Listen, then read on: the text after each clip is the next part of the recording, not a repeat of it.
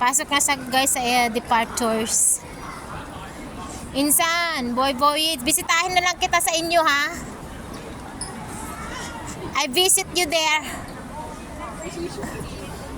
Bisitahin kita. Thank you sa ano. Bye-bye. See you guys. See you in Philippines. Oh. Thank you, Insan. Ingat ka. Thank you. Oh, bisitahin kita doon. Sa Pilipinas tayo magtongkit. Oo. Gagawa ka ng barracks natin. Pupuntahan kita doon, Insan ha. Magstay ako doon 2 nights. 2 nights. Wala man lang akong naibigay. Umiyak na si Ate Sol. Ate Sol, don't worry, bisitahin natin siya doon. Nagsiiyakan na sila guys. Ang bilis siya naman nakapasok. Nasaan na siya? Bye-bye, ingat. Umiyak na si Ate Sol. Ako tuwang-tuwa. Ang bilis niya naman nakapasok.